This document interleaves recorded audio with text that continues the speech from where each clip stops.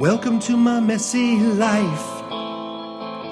Take my hand and dive right on in with me. It's gonna be alright. Messy imperfect life with Leigh. Here we go. Here we go. Hi, Tina Alexis Allen. Well, hello, Leigh. Yeah, mine's easy. You're just Leigh. Leigh. I got it. What is the L about? I just feel like you have a musical quality to you. Oh, I like that. Isn't that? Yeah, you do. You're just sort of musical. You just kind of go. I love that about you. I do. And I don't know you like we know No. that well, but I've kind of intuitive, I guess. You are intuitive. I think so a little bit. Yeah. Well, because you talked about it a little bit, but when we were talking pre-show that you were talking about being intuitive. I mean, that you were working with someone who was intuitive. Yeah. And then you said, we all have it if we allow ourselves. I think some of it's being the youngest of 13 and listening because, you're the youngest, right? You have a lot of kids, I'm sure your youngest and younger ones don't sometimes feel they take up as much space, or they have to wait, or they have to hear what the older ones want to do or think or say. Or right? Did you say baby of 13? Baby of 13. Raised where? Chevy Chase, Maryland, outside of D.C. So are you Catholic?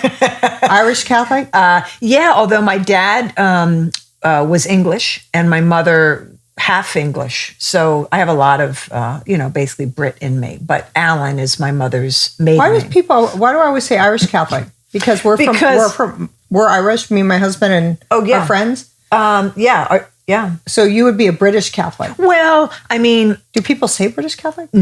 No, because there's more Protestant, actually. Okay. More I think a lot of English people, there are, of course, lots of English Catholics, but I think when people think of English, they think more Episcopalian or Protestant or something like that. But English, we definitely fit the mold of the Irish Catholic family. Yeah. Big and very Catholic, and the rosary every night after dinner. No, that Catholic. No, so Catholic, but also so religious. Like my father, I joke, was in love with Jesus. And we actually did Seder. Like we would have, we would call the Passover meal, or Paschal meal, right? And we'd call it Holy Thursday. But we did the lamb and the bitter herbs and and we had the booklets, and I read the youngest, the questions. And because anything that had to do with Jesus, my dad was, So full he speed. took a little bit from the Jewish culture, right? That they do Seder. Yes, they do. But in a way, like on Holy Thursday does have, symbolism, of course, for the Catholic faith. Are you still Catholic? No. I was raised Catholic too. My kids are in Catholic school, but I don't relate to it. Yeah. And when they go, I do love Jesus a lot, though. Yeah. I really what's love not to love? How he walked the earth with compassion and love. Everyone's lovable. Everyone's lovable. I mean, he is one of my greatest inspirations of how to truly live. Yeah. I love him so much. Yep. So, but I have deep faith. I don't go to church. Maybe once in a while on a holiday, but I go to a church, but it's kind of more of a spiritual church as opposed to the traditional Catholic church. Yeah. But if your kids are in Catholic school, I assume they have to go to Mass as some of their... They go on Fridays. Yeah. And I attend when they do something in it. Yeah. And I'm really great friends with the priest. We're just clicked as friends. Yeah. And I don't have a real reverence for a priest. I see him as a man who's doing a job that he chose, like every other man on the planet. Yeah. But I just really, really adore him. So we have a lot of fun together just as friends. Yeah. But I always think, with the Catholics, they're so with that kind of guilt and shame stuff that you have to go to church every Sunday. You have to ask for it. You have to. And I'm like, oh, hell no, you don't. Yeah. Because my church is in my heart and connecting God directly. Absolutely. I go to a different church just to get filled. Yeah. Filled with more love and more information that uplifts me. Yeah. But it makes me laugh when I small talk with him that I know he's thinking, why don't you ever come once? Well, I feel like I had my fill. I went to Catholic grade school, Catholic high school, Catholic college, Catholic graduate school. Wow. I mean, because your parents would only pay for that? Well, actually, early years was their decision, but I actually got a full scholarship to college on a basketball scholarship. Yeah, I played basketball my whole life. It was a thing. Were you like a point guard? I was a shooting guard, actually. Shooting guard. A little short for a shooting guard today, but back in the day. Back in the day, it was all shooting. just about talent. I played at Maryland, and which wasn't a Catholic school, but I played there my freshman, sophomore year, and then I transferred to Mount St. Mary's in Maryland, and then I did my MBA there after I finished. Wow, you're a smart ass. Oh, I am a smart ass. I don't know if I'm smart. You're smart and a smart ass. I'm really a smart ass. That you've got me on that. Well, before we leave this, how was it? How would you describe it in a few sentences growing up the baby of 13 children? It's a great question. I've written a memoir about it, so you can. What's it called? It's called Hiding Out. Do you have a copy of it? I don't. I know my sister printed out a copy of the cover. I should have brought one, but it's HarperCollins. Congratulations! Thank you. That's the cover, and that's me sleeping with an apple. I joke. I think hiding out a memoir of drugs, deception, and double lives. Yeah. With a little girl asleep with her little plaid outfit and a little apple. Yeah, that's me sleeping. And I joke, they say I used to always take an apple when I would take a nap after dinner. And I don't know if it's true, but I figured the reason I did it was because, I figured if I didn't take it with me, it wouldn't be there with 12 siblings when I came back. Yeah. Or any other food. Yes, you had to stand guard of that apple. Yeah. So this is really a beautiful cover. Thank you. I love the writing. I love the cursive. Right. It's like childlike. Sweetness. And the red. Yeah. And the apple red. It's really beautiful. And the symbolism of Catholicism and the innocence lost, which is a big part of my story. It wasn't a safe household in the sense that there were a lot of secrets and lies, and there was also some abuse in the house, which I was a victim of, which I'm not a victim today, but at a young age, not that young. I like to say that. I like to just be so clear on that we are victims when we're young. Absolutely. We are victims of our circumstance. Yes. We can't go. We can't get out. We have to endure what is happening. Yeah. And we have to create something about ourselves to protect ourselves. Amen. Around our armor or our heart or our disconnect or our check out or whatever it is to protect ourselves to endure what we have to as victims. Yeah. I have an amazing acting coach that I've worked with for a long time named Sandra Seacat. And she did a lot of interesting things in her teaching. She doesn't teach a lot now, although I know she still coaches Laura Dern on everything. But mostly she's... You're kind of look alike. I am, actually. We do kind of look alike. But one of the things when I first started was one of my very first acting workshops, and I was 30. I started late into acting. I had another career, but we don't need to talk about that now. That's a trip to start at 30. Yeah, I had a big old business fashion career, and then I just walked away and had an epiphany, and I'm like, okay, I'm going to take an acting class. But anyway, the reason I'm bringing this up is because what you said about armor and what do you do to survive. And I never forget when this workshop, at the end of the 2 weeks, we did a lot of dream work. Sandra teaches from a very spiritual, subconscious way, working with our dreams to bring into the creative, whatever creative we're doing. But she said to the class after the workshop, she said, everyone turn around and look at Tina. Do you see how her face has changed? When she came in, it was like a mask. And she was so right, that's what happens, right? Or that's what happened to me. That was shut down. Don't tell, don't say anything, don't have a feeling, act like everything's okay. So thankfully I did find my way to acting because I, for the first time, had a platform to start to feel things and to start healing. So my creative life has been very intertwined with my healing. Isn't that beautiful? It's been a blessing. 2 solo shows were both written. First one, 12 siblings I played. Well, maybe not all 12, but... Wait, the first one was called 12 siblings? No, it was called Irresistible. And I played my parents, and I played maybe a total of 13 characters. Obviously, myself was the first one. So there's a lot of healing in that. And then my second solo show, which I mentioned just before we started talking on air, was when I played my dad. And that was an enormous amount of healing because, I really felt like I completely transformed into him. The whole show was him. I didn't play myself. There was no commentary. Why did you do a show as your dad?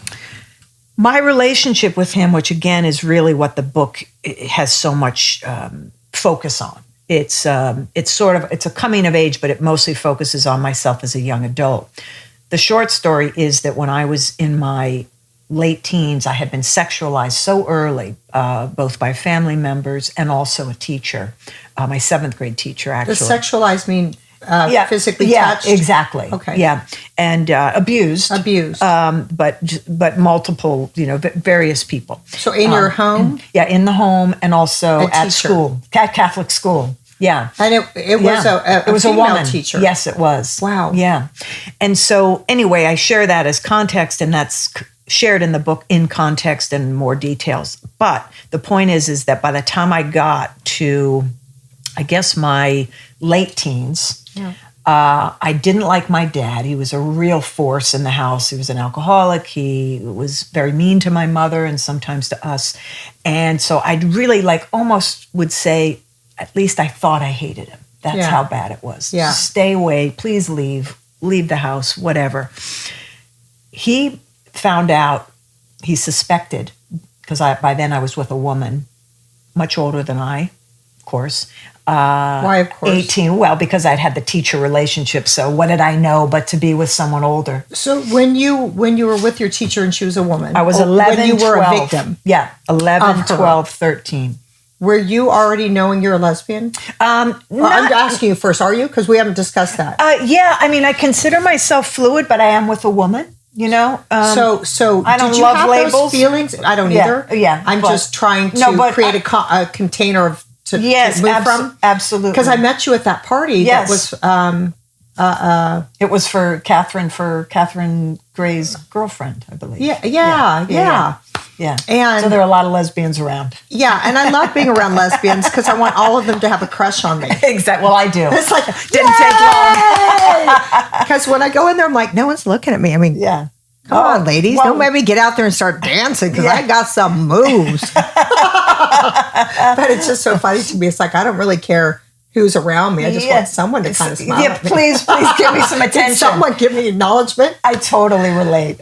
Give me attention. I really don't care who you are. At all. Just look my way. Yeah.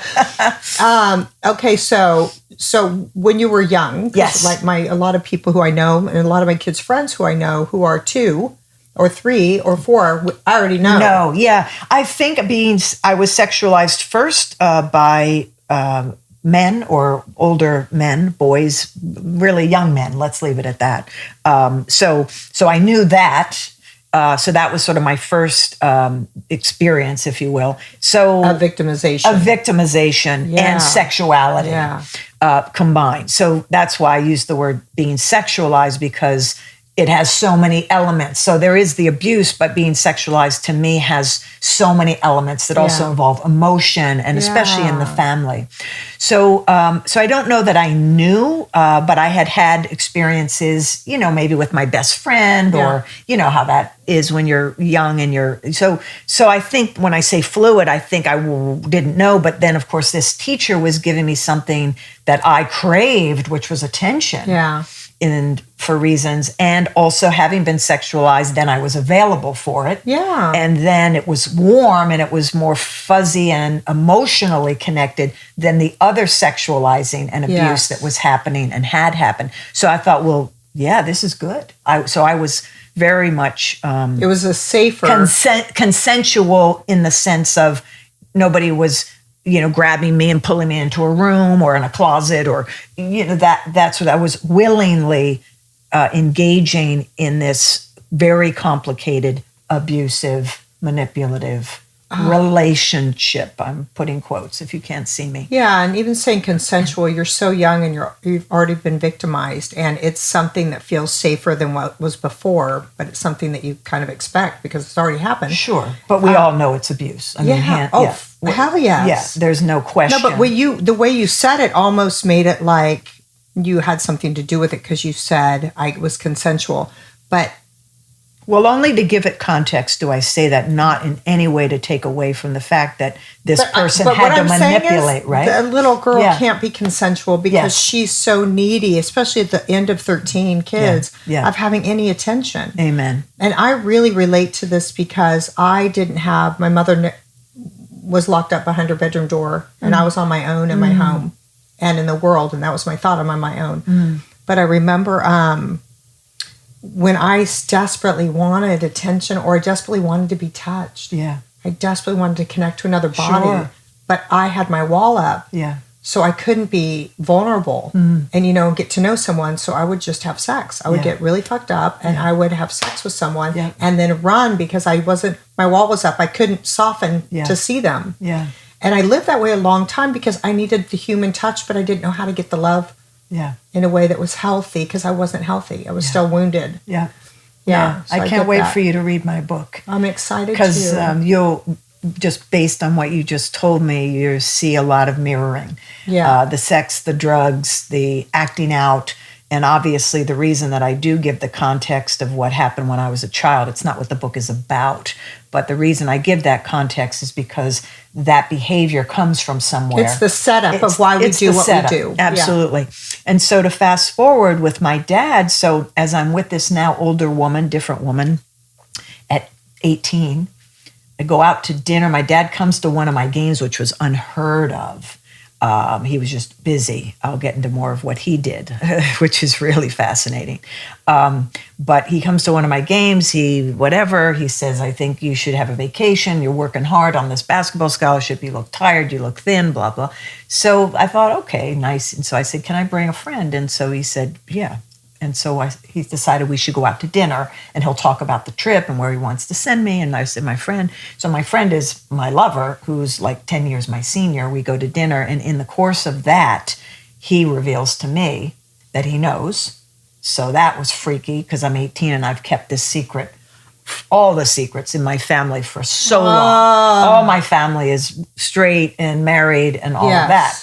You're the only one who's not straight. I am. Who's fluid? Yes. Wow. I have a sister actually who is obviously older, who did have a relationship in the last 5 years, but she was married twice, kids, but just actually had a opened relationship. Up to yeah. Oh, wow. So good for her for allowing herself the freedom to do that. Right? Yeah. Especially at that age, because you're going, no, this has to be who I am. This has to be who I am at this point. And then it's like, no. Actually, who the hell am I? Let's find out. Yeah. I'm still learning. Yeah.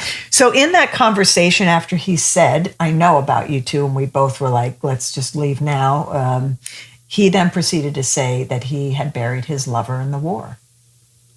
And find out that not only had he buried his lover in the war, he was out having a good time with the guys all along, the whole time, from day one. All the things made sense. And then I came to find out that my godfather was his lover. So when I was born, so that's why it's going to become a TV series. Is it?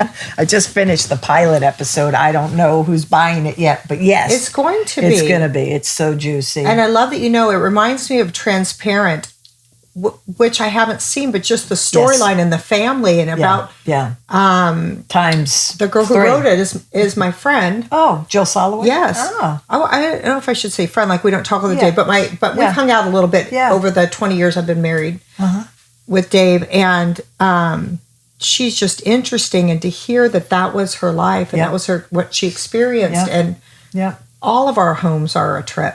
Yeah. Right? Everyone. Everyone has. Everyone. That's why I love the name of this freaking podcast. Right? Messy Imperfect Life, because everyone has mess. Yeah. And we all have hurt, and we all have unresolved issues that ping up no matter how evolved we get. Yeah. That they keep coming up to be healed. Amen. So we keep attracting people who trigger our pain so we can go, oh, oh, I don't have to point out anymore. I can go within and get to work. Yeah. So I can be free Yeah. of a thought. Yeah. Yeah. Get paralyzed by thoughts. Or like forgiveness. Was that you that said something about forgiveness? Yeah. And my sister was reading it to me while I was driving. Yeah. That forgiveness doesn't equal silence. Correct. And my whole thing is forgiveness isn't about saying what the other person did was okay. Forgiveness is choosing to no longer suffer over the thought of it. Yeah. So that's beautiful. That's where we move out of victim into empowerment. Amen. Yeah. It's like, oh, that's something that I learned from.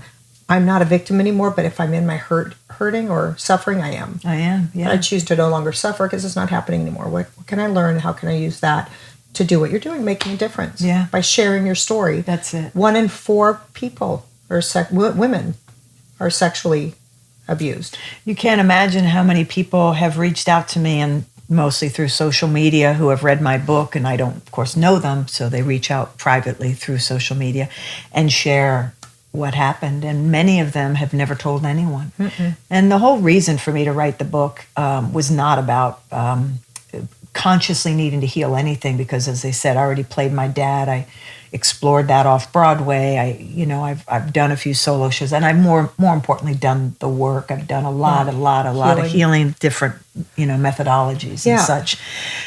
The reason I wrote the book was for that, is so that maybe people would reach out and send those kind of messages to say, thank you, I needed to tell someone. And maybe it opens up, the permission for them to say, why should I be ashamed of that? It happened to me. Yes. But even still, even perpetrators, there's space for that healing. There should be. Yeah. Because everyone deserves to heal, and everyone makes mistakes. And I don't condone any of it, not the teacher, not the family, not any of it. But I do hope and wish for their healing. I wish for them to forgive themselves, and most importantly, to take concrete action to give back and make their own amends, not to me, but to the world for what they did. Mm-hmm. And I make amends for what I have done in my life the way I choose to. But I think should be space for perpetrators, because if we could encourage them to forgive themselves, to, of course, change. Obviously, I'm talking about, they have to heal. People who are open to healing. Exactly. But once that happens, then we're the same again. Right? Yeah. I mean, that's the way it should be. I mean, that's what makes the world better, is to know that maybe someone that hurt you maybe is actually doing something positive. Yeah. And I think, too, that we come on the planet to get our lessons in our childhood that we are to overcome and hopefully help other people with. Yes. And we all get it, because we're raised by humans, and we're a flawed posse. We're a flawed breed. Yeah. So it's knowing something's going to happen in your childhood, even if it's your mom's locked behind a door and she's not going to fill you up at all, and you're going to feel so unworthy that even your own mom doesn't care about you. You know what I mean? Or whatever, however it comes. Absolutely. Or that how whatever emotions come with what you're given. And then when you learn from it, and then you realize it's a beautiful gem that you can give to other people for their healing, for their forgiveness, for their opening, everything I do is letting people know you're not alone. Yeah. That no matter what, and it feels so heavy and so horrific while you're going through it, it's going to be okay. Yeah. Yeah. Be awake. It's like now I'm getting faster to devastation, going, all right, this hurts a lot. Yeah. And I'm going to feel it, and I'm going to let it pass through, but I'm going to learn from it. I want to get to the learning. I don't want to have to feel this again. Yeah. And it will come back. Yep. Yeah. It's so true. And, in all that I've said, like all of us, there's many sides to everyone. And so, in my mother's seeming denial or missing much of what was happening, both my dad, inside the house, stuff that was happening, she also raised 13 kids, grocery shop, did laundry, and was the most peaceful, loving person that I've ever met. So that can coexist. And we have to give people space to be what they are. And that's one of the reasons, maybe I can answer your question more directly, why did I play my dad? Because he was made out to be such a monster, which, listen, when we're young, we go, mom's the monster and dad was the good guy. And that's how we have to hold it if you have a home that's dysfunctional. Generally, some people have both. My mom was horrible. My dad was a good guy. Right. So there's the saint and the devil. But he was good most of the time. Yeah. God bless you. You know what I mean? Like he showed up and I could see that he loved me, but he was filled with rage and he took it out on me with a belt and missed my butt most of the time, just hitting and hitting and hitting. Yeah. But still, after that, he was a great guy. That's right. But she was the bad one. Right. And he enforced that. Yeah. Then all of a sudden I grew up and I was like, yeah, I'm tired of running fast and partying hard. What am I doing? Yeah. What am I running from? I started therapy. And in that I learned, they were partners. Yeah. He kept her in bed. Yep. He did that stuff. He pointed at her. We all hated her. Yeah. But she was struggling more than anyone. Yep. So it's just interesting. But as kids, we have to. Yeah, of course. Our young brain isn't fully aware and trying to make sense of it. Yeah, of course. I didn't probably really hate my dad, but it was his darkness that we were experiencing in the home, his frustration, his inability. Can I ask, was he one of the ones that sexually abused you? No. As far as I was just curious because he was gay. Yeah. Right? Yes. Okay. Yeah. I think I would classify him, if he were born today, I would say he probably would be a gay man because he would have had permission. But, in the 40s, 50s, 60s. I'm really impressed with a gay man being able to have a marriage with 13 kids. Right. And hold Seder. Yeah, exactly. I mean, holy Toledo, and you talk about playing a part. Well, and go to Mass every day. And there's a Vatican connection, which we don't have time for, but it's in the book. Okay, I got to read it. Yeah.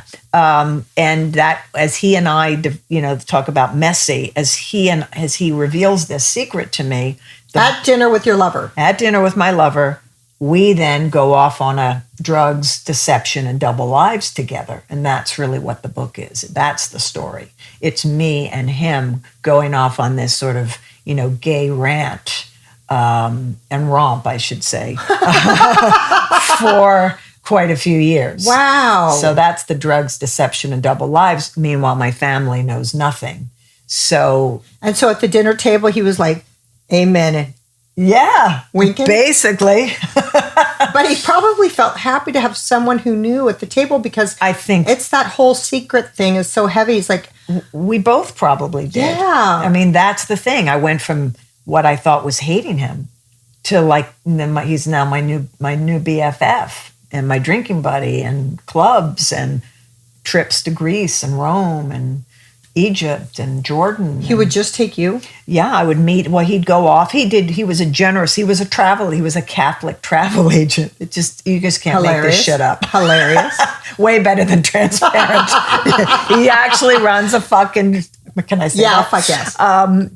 Catholic travel agency. That's awesome. So priests, you talk about your buddy, we grew up there were priests everywhere. Yes. On multiple levels now. Yes. In hindsight, there were a lot of levels to that. Yes. But also there was true spirituality. We're laughing, I mean, we're joking because it is fucking funny, but also, to be fair, I think both of my parents, and the reason they stayed together, they had a great commitment. I think they bonded over their faith because they both, my dad was going to be a priest, Yeah. So you can imagine whatever. But I think that true spirituality in a weird way existed. So that's complicated. You have someone, and I believe, and came to learn that his struggle doing that show was so deep, and he didn't want to be that way. That was my big aha playing him. He didn't want to be what way? He didn't want to be mean. He didn't want to be a monster. No. And that was truly an aha. I remember after rehearsal, I was like, oh. He's playing a role to keep it all together? Yeah. He's trapped. Yes, he wanted these kids. I don't think that was, a cover. I think in a way he probably thought. But also, at that point in the Catholic Church, if you were a good Catholic, you were popping them out. Church, there's no birth control. Yeah. And the more you have, the more you're in. So a guy who had secret dealings with the Vatican, he was all lined up for the image of the perfect Catholic. So I think that, and then there's this other secret life, which did involve priests And then the Vatican and secret work he was doing, a lot of traveling. Your dad's like a Catholic CIA agent. Yeah, exactly. Seriously. Exactly. There was a whole underground. And so as we became sort of these buddies, I became more, I don't know, maybe on the inside of some of his other double life. So he had multiple double lives. He had the sexuality, but he also had this connection to the church. Wow. And a secret sort of courier-esque quality. I think it was probably in that territory, moving things around. What's a trip is multiple double lives. I know. It's like, wow, here is this man with 13 kids and he's married and he has multiple. Where the hell does he have the time? Well, you have women now going, I have 2 kids. I can't. I'm too busy. I'm like, no, he had 13 and he has multiple double. We can find the time for anything when we put our mind to it. Oh, it's true. Right? It's true. Yeah. I was traveling all over the world. I think there's a family letter, which my mom used to write, it was like legal size, the family letter with like 3 sentences for each kid, and then it'd be sent out, double-sided legal size typed. And she remember one I read said he traveled 500,000 miles this year. So he was okay. So that I would be pissed about. Well, for sure. If you're going to be gay, that's one thing, but you got to get your ass home and participate with this 13 ass bundle we've created. Yes. And you know what? At the same time, however, a lot of people like, where did the money come from? Because as we got older, that was a question we legitimately would sit around the table and say, Mom, but where does all the money? Like, how are we all going to Rome? 26 of us, not just the kids, the boyfriends and girlfriends that were now part of the older ones' lives. Because you guys weren't loaded. I mean... But you were, because you were all going to Rome. Yeah. Well, there was money, right? We had a swimming pool. We had a huge Victorian house. We all went to private schools for the most part. Oh, wait, where was the money coming from? Well, read the book. It's all from all his double lives? What was his normal job if you just He was a Catholic travel agency. He had a Catholic travel agency. He sent people on tours. That does not buy Victorian homes. Well, yeah. I mean, does it? Raised 13 kids and people traveling. Or was it the other part? No, the for double sure. life stuff. Yeah. The Vatican stuff, being money's coming from another source. That's where I think everyone understood that to probably at some point be the case, but no one could quite put the pieces together. It's almost like mafia, but it's Catholic. Yeah. I mean, the Vatican, the dark side of the Vatican, because it's not all dark. There's a lot of good stuff things. Happening. Yeah, they serve people and causes, but they're also political. I mean, they've got a big history. That's what I heard when I was there. We got a tour, and they were talking about how they used to poison and kill priests. Yes, yeah. Regularly. Yeah. That priests would not eat their food, or they'd make sure someone else took a bite first. Or I was like, oh my gosh, you're a priest and you're in here and you think that you're in this loving, beautiful space serving God? It's mafia. Well, I mean, and it's Italy. So they learn, they're right there. They're side by side with the Italian mafia. And those two, there's a lot of books being read. I mean, books that have been written that you could read that talk about, the Vatican Bank and all the corruption in years past and the dealings with the mafia and people being hung, from bridges in London and the bankers. And it's all, there's a whole... Yeah, it's a whole thing. It's so how long was your one-person show about your dad? How long? An hour? It was about an hour and 10. Yeah. And I basically explored his life, but I also explored him in the afterlife because by then he was gone. And so I wanted to. You explored him as he's talking to people up in heaven? Or I explored him, yes. If he were still alive? No, I explored him as if he were in purgatory. Oh, I see. Specifically. But exploring him because he was so tight in life. And so I wanted to sort of just, I don't know. Unravel him a little? Unravel and see who he was. Because I saw that side of him, Yeah, may have been on the dance floor, but at a gay club. But I saw that side of him. I knew he could be I'm sorry. free. I have to say, I enjoy this, that you guys have this thing like, I see you, let's go celebrate it. But I am just trying to think right now of my dad on a dance floor at a club with me. And I'd be like getting down, doing my thing, and look over like, what the f are his moves? Like, Dad, don't do that. No, for sure. Or would you just have to turn away while he was dancing? I mean, yes, dancing with him. I remember dancing with him at a club in Paris and just really thinking, this is just not right. This is just... Would he be making out? No, I wouldn't say that. I mean, definitely I witnessed some sort of like behind the door or moment, especially when we were traveling. Yeah. But not right in my face. And he had a lover at home. Your godfather. Well, yeah, that was when I was when I was born. Okay. And then, but not when that was not his lover when he came out to me. Okay. I think by that point it wasn't about a lover. I think it was just about sex. Oh, I see. You know what I mean? I think I think when he was younger, there were probably people, I'm gathering, that because mine now would be about a lover, but back then it would have been about who I was having sex with. Yeah.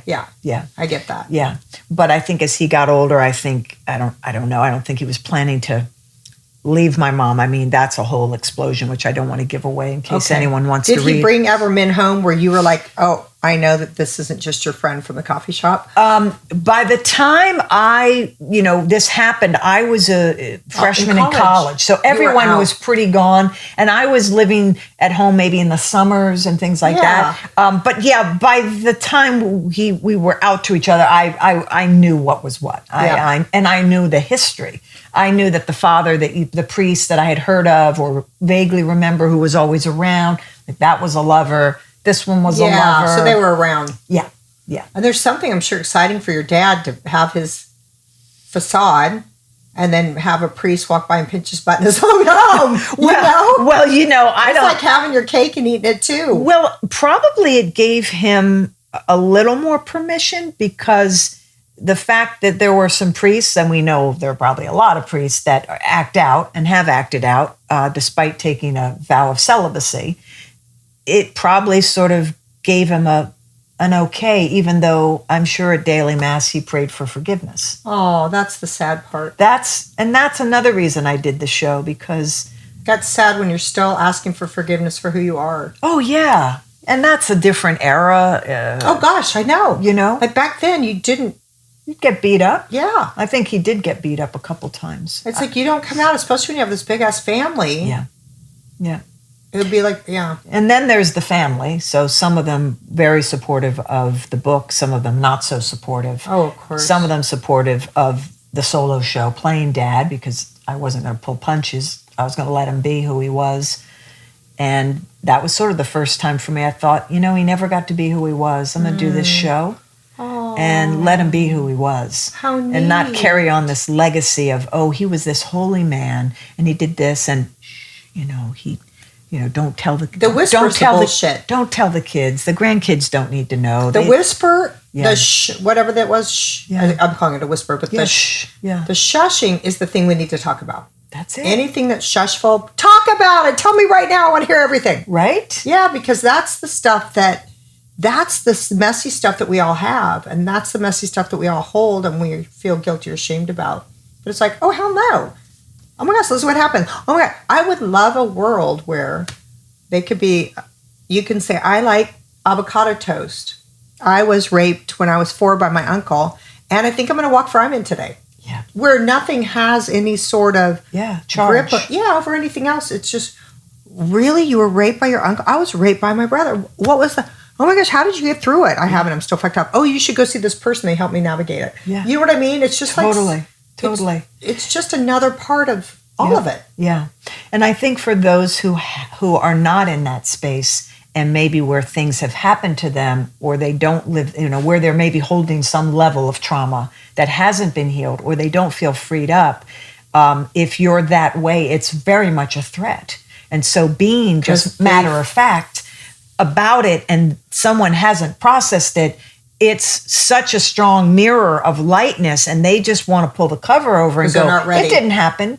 I'm still holding it didn't happen. And my body is holding tightly that it didn't happen. And because that's how I've survived up until now. Because they're still operating out of, well, what did I do? I grew a mask. Their mask and their armor. I'm an angry person and that way no one ever will hurt me again. Or I just have sex when I get drunk because that keeps everyone, me safe or whatever our thing is, right? I think the more we talk about it like it's avocado toast, absolutely, the more the person who's hiding under the sheets can pull up and listen. Yeah. Yep. Going, how can they just keep talking about like it's avocado toast? Yeah. When I'm bound here, like this is my greatest secret, and they're just talking about it like it's nothing. Yeah. Not that it's nothing, but it's one experience or a series of experiences to teach me, to set me up for what I am to overcome and share. That's right. And it's the shame. That's the thing, especially in families. So many people have this experience, and it doesn't have to be about sexual trauma. It could be about anything. Neglect, abuse. Anything. Yeah. Mom was abusive. Dad was abusive, or mom was absent and dad was. Yeah. And I think the shame of the family not being what you've been told it is, and you're not lining up like a good duck, in a row and saying, yes, that's our story and we're sticking to it. We were holy, we were great, we were this, we were that, and that's true. And this is true. And this is true too, and it doesn't take anything away. Are there siblings that so desperately needed to hold on to everything was okay that when you did what you did, they're like, you're ripping off our secrets? Yeah. And I've been pretending nothing freaking happened. Now you're saying it did. Now I have to look at it. Yeah. Well, yes. And that started when I did the solo show playing him, because he was the, big reveal. Oh, he wasn't just this Catholic travel agent that went to mass every day and, had a position in the world and had connections with the Vatican and cardinals and, this and that, and audiences with every pope. He wasn't just that guy. So doing the show made it sort of public, but, an off-Broadway show is not generally, everyone doesn't find out about it, but just even the social media stuff that might have existed, that started to really poke at a few of them, and maybe half, really, more than a few. And then as time went on, then I wrote the book, and so then it got worse, and then I was on... It got worse. And families, because we are so different siblings. I have 5, so we're 6. Nowhere near, not even half. Yeah. But we're all so different. Yeah. And what we've done with our childhood hurt has been very different. Yeah. And I openly use mine as a beautiful thing that happened to me, for me to explore who I really am. Yep. And for me to be in my zone of helping myself and others. And you're so blessed that you have awakened to how great that is. And the beauty of it all. Right. And getting to complete compassion and understanding and understanding compassion, forgiveness, and full acceptance of my mother for doing her job so perfectly. She set me up on the path that I'm here to tell people that you're not alone. Yeah. Imagine playing her. Imagine walking around one day, your kids weren't around, that you could, one day, just as if you were her. And imagine this. I just thought too, like her laying in bed going, I can hear them out there and I'm unable to take care of them. And the guilt and shame behind that. Yeah, that in like who that person is and their own torment. She was so she was struggling so hard. Right. And then I heard from my aunt that she said she was so mean to my mom, Janice, and my aunt's her younger sister, and she goes, I just remember going on a 5-hour car trip, and the whole time she was like, you are nothing and you're nothing, and I wish you would have lived up to what my mom was like 5. Going on, and then my aunt said, your mom had her first panic attack at 5 years old because she couldn't take it anymore. And she said, your mom never got to be who she wanted to be because she tried so hard to stop this woman from nagging her. She was beauty queen. She was this. She was, she was all of these really beautiful things, but inside she was like a hot mess. And then when she started having kids, she became what was going on inside that wasn't healed. She couldn't do it anymore. And so I'm so, we've been talking about her. Yeah. Such compassion for her. Yeah. And then everyone hated her because she couldn't be more than what she was. Yeah. Yeah. Just a trip. But it is that walking in their shoes. And by the way, I have done a one-woman show. Yeah? Yes. It was called Miss Junior Overland Park, growing up in Kansas.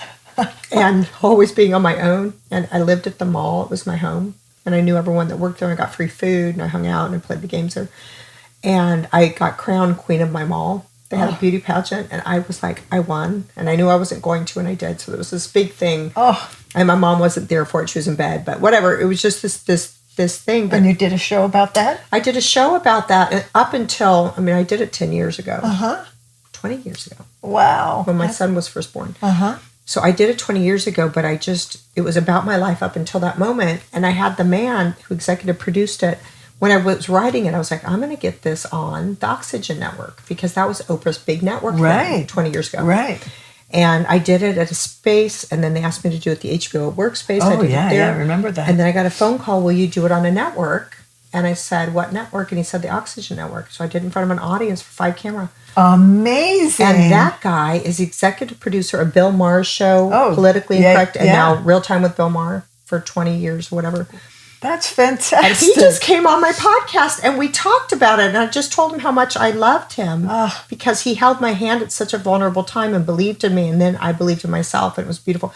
And he was like, so what happened with your mom? I told him the end, recent, before she died. He was like, you have to redo it and add on this part. And I was like, I think the solo show is coming at you from a few areas, isn't and it? then you're bringing it up too. Right? And I'm like, all right. Maybe there's something in this. And I have some new perspectives because I'm way more spiritually awake than I did. Yeah. By sharing a message at the end about how beautiful it all was. Yeah. And how necessary it was. Yeah. And that's the message that you'll bring now, because that's who you are. Yeah. And that's what people probably really need to hear from you, for their own growth. Yeah, because it really lets you realize no matter where you are, everyone's doing the best they can with what they got. It's so true. It's so true. I have deep compassion for some of my siblings that, struggled so hard with it. I was on Megyn Kelly, and at the end of the segment, there was a statement read that I don't know who wrote it exactly. It was said, I do know who wrote it officially, one of my brothers, but, it was in basically like written as if it was the majority of my family. And basically sort of denounced, it all, and that, this isn't who my parents were, and this isn't reflective of who my parents. Like, did you know they were going to read that letter? It was interesting. I found out in the green room. Yeah, because they like to screw people and do shock stuff and that kind of stuff. But they didn't call. I think it did come rather last minute. You found right out of the green room. Then you have to go out and do the whole damn show, knowing what's coming. Yes, knowing that everything you're about to say is going to be denounced. Oh, that sucks. Yeah, might have wanted to just full on save that as a surprise. Yeah. Well, I was glad to know. I thought I might have time to respond, which I would have loved to have responded. It ended on their yes. But if you were to watch it, and as I think I've watched it. I don't 47 times. No, not at all. No, but I did watch it afterwards, and I thought, it's so clear. I know who I am. I know what came through that television. I know that anyone who knows anything knows. Yeah. It just seemed to me like people who were ashamed and uncomfortable. Hurting. Yeah. And I hope they're finding healing. I think the book ultimately will be a beautiful legacy for my family to unbreak the chains that some might still wear. And it may be that some don't ever break the chain. They may go to their deathbed and not be able to unchain from, the family dynamic, if you will, the early family dynamic. But, others will. They say that behaviors are passed down for hundreds of years in families, family lineages. Yeah. Is sexual abuse, drug, whatever the story is. Yeah. So I know my parents were passed to them, and I know that they showed me a little. I know my dad showed me a lot different than what he got.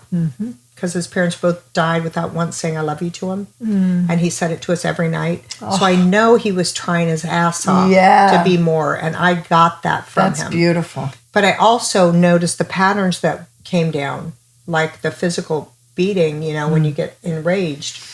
And I remember my mom's, was mental illness and being in bed. So when I had my first kid and I wasn't beating him and I was up, I was like, I did it!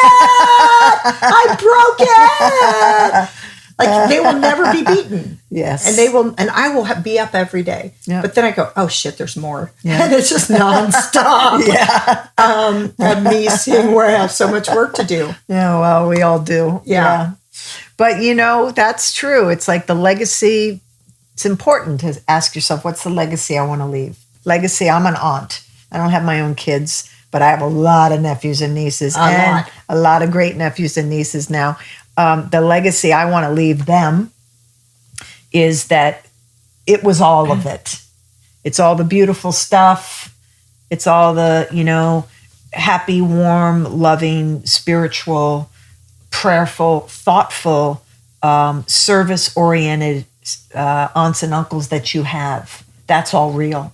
And your grandfather was this great guy who did give a lot, and gave to the poor, and he was all about, take your pennies and put it in that pot. I'm impressed with night. your father. Yeah, no, he was an amazing guy. I'm impressed with him. He was all about giving back. And trying to navigate who he is and not being able to navigate it. You know? Absolutely. He started a pilgrimage. He ran pilgrimages, obviously, but he started a pilgrimage for the sick and handicapped back in 1957. He's in Life magazine, photos of him in the Baths in Lourdes, which is a big Catholic place. I've been there. Yeah, me too. And so he took people, chartered a plane. It was all nonprofit. He did it for 50 years. I mean, he did, and my parents taught that. Catholicism is beautiful in service. Yes. I mean, they have service projects. They got me taking my kids to food pantry. They got me taking, doing these things. Yep. Because it's a service-based, regardless of the corruption and the bad seeds. They're good seeds and great things that they do. Totally. And I like calling out the bad so they can clean it up, but really still being in gratitude for. Amen. Yeah, that's true. And my dad stayed with my mom till the day he died because of the vow he made at the Catholic Church in front of Almighty God. Yeah. And I was like, well, Dad, when God said that to you, he really wants you to be happy and enjoy life, and this isn't what he meant. Yeah. So you might want to rethink what you're holding. Yeah. I always go, Dad, leave her because she needs help and you need joy. Yeah. But he's like, I said on the altar. No, but it's like, all right, talk to you next week. Yeah. That's a beautiful thing to let people be who they are, because if that's what they really think is right. Yeah. Why does it have to be my opinion? Absolutely. Go do your thing. Yeah. If it's working out for someone to not deal with that thing, that's their business. That's their business. I'll tell you, that is a whole nother level of freedom as a human being. Yeah. Right? Yeah. When you can be at peace with where everyone else is. Totally. And knowing that they're on their path, on their purpose with God, walking the way they're supposed to be walking. Yeah. And the minute that we say, you do it my way or the highway, we're suffering. Yeah. Well, they say that expression, when you point your finger, there are three pointing back at you. Yeah. And I think that's, so many people, whenever we do that, right? Oh, so is it these three? What's really pointing back? These pinky? Are, like when you point your finger, right? There's three pointing back at you, meaning it's really your stuff. Yeah. I was teaching a whole thing called owning your shit to a happy I like life. that, ownership. And one of them was every time your finger goes out, turn it to your heart, put your hand on it, apply loving. Because somewhere inside of you is hurting and you're projecting it outside of yourself onto someone because it feels too much to hold. You have to release it. Yeah. And that's a low-level energy way to do it. But really... Yeah. I love that. Yeah, bringing it right back here in love. Yeah. Well, because, in anger, and we know how much that helps. Being all uptight and blaming other people, that really doesn't get us far. It's a heart attack in the work. Yeah, you're on your way. You're on your way to self-destruct. Yeah. So, it's good. It's good to forgive and not need people to be any which way. And, it's been an amazing process of healing, and I wouldn't change anything. It sounds like you wouldn't either, right? I wouldn't change a thing. Yeah. Somebody at a book signing asked me once, well, but really, you sound really fine and great and but really, if you could change, not having been abused, would you change that? Oh, hell no. No. I mean, because then I'd have nothing to talk about or help people with. Exactly. Right? I mean, it's not like, Would you have chosen it as a youngster? No. But would you have changed what was given to you to get you to where you are now? No, because, I mean. And it's also, why? Because it happened, which means it was meant to happen. Yeah. Yeah. So if I said I'd change it, I'm still not at peace with what is because I didn't get the learning and it's still a bad thing, but now it's an empowering thing for me. Yeah. Because I choose to no longer suffer. So no, it's my stepping stone. It's my platform. It's my place to soar from. Yeah. We have to overcome something, right? Yeah, everyone has something. Everyone. And the people who say, it's like Deepak Chopra said, everyone on the planet, the most powerful thing or most important thing anyone can do on the planet is to meditate every day. And if you don't think you have time, you should be doing it twice a day. So it's that same kind of thing. When I hear someone go, I had a great childhood, I go, oh, gosh, dang it, bless your heart. Yeah. I just pray for him right away because I'm like, yeah, everything was fine. He just it was. I know. It's like, oh, you have no idea you were raised by a human whose parents didn't meet their needs and they didn't meet yours, but you're still holding on to that thought because that's getting you through life. But really, you're wearing such a fucking mask. You're going to implode any minute now. Yeah. Isn't that true? Yeah. So I love now just feeling it. Yeah. When people say, how are you? I'm like, I'm suffering right now. Yeah. I'm sad. I don't see suffering ever because that's a choice. Yeah. But I'm in pain. Yeah. I'm feeling You're feeling it. Heaviness right now. Yeah.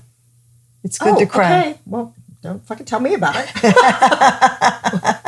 I always answer honestly, which also gives me a belly laugh inside because people don't want that. That's true. They just want to keep walking. Yeah. How are you? Really? I'm not so good. Oh, all right. Yeah. Anyway, I'm going to go over to the people who don't share. Right. Because they're easier. Right. Aisle 3. There's some people that look like they're very dialed in. I'm just going to go over there. Yeah. Pick my fruit. Yes. Yeah, absolutely. So we are almost at the end. Went so fast. I could talk with you forever. Thank you for didn't today. Go so fast? Yeah. Oh, we're having a hug before you finish. Yes, of course. But I wanted to ask if you have anything you would like the people listening, if you want them to go to your Instagram, your Facebook, get buy your book. Yeah. By the way, on this podcast, when it comes on, we'll have a link to purchase your book. Perfect. And all your stuff. But you can say it anyway. Yeah. So anyone can follow me at Tina Alexis Allen. That's my handle on Facebook, Twitter, Instagram. Love to follow and reach out if you read the book. Either way, it's easy to get on Amazon. I recorded the audiobook. It's Kindle. It's your own voice? It's my own voice. I only listen to audio. So I was going to say, do you have an audiobook? I do. And I play my dad, in all the voices. Oh, you play the voices? Yeah, I do. Let me hear you be your dad. Well, darling, there's a lot to say about the Middle East. I don't know if you know about Mossad, but... wait, he was intellectual? Yes, he was very, very bright. I mean, look, I'm well-read. Let's leave it at that. And I've been all around the world. I've met all the popes. And, well, you don't have any wine, do you? Yeah, I do, sir. Could I ask, what's your name? Sir John. Sir John. Sir John. Sir John? I was knighted by the Pope for the work that I did in the Middle East. I'm part of the Knights of the Holy Sepulchre. So, Sir John, before you give me your biography and how great you are, can I go get the wine? Are you suggesting I have a large ego? I love you so much, Tina. I'm so happy that you came on today. I'm so happy I've been on today. And I can't wait to download your book and listen to it. Yes. And I have one more thing to say. Yes. So my partner and I started a mission-based, I'll say, a mission-based jewelry company, a socially conscious jewelry company called Gina Rafaela Jewelry. So I'd love people to go and see what Gina Rafaela. Yeah, PH. Gina Rafaela Jewelry. We most recently, I'm showing, if you're not just listening, our safe necklace that Gina designed to benefit the kids who are the survivors in Parkland. So after the Parkland incident, 2 of the survivors created a nonprofit called Shine MSD. And so we create jewelry and we give proceeds. We take bullets and we transform them into jewelry. I'm wearing some today. Oh, I want a bullet jewelry. Yeah, it's really cool. All kinds of butterflies. In fact, so it's wearing them as jewelry as opposed to celebrating them with killing people. Absolutely. Like that's a full casing and a bullet that's been destroyed. And we only use bullets in the making of the jewelry that have been used, so we're not buying new bullets. Right. But this piece I just wanted to mention in particular today is called SAFE. It stands for See All Faces Equal, and it's only $29. And when you buy it, it helps heal those kids through arts programs in Parkland, Florida. So it's for the kids. So do you, every time there's a thing, is that the one you always focus on, or do you pick whatever's rising up? Yes. Often what we've done in the last, we've only been around a couple years, we typically give to Moms Demand Action, which just is about gun sense in general and supports a lot of legislature and other things. I have some big friends who are involved with the Brady.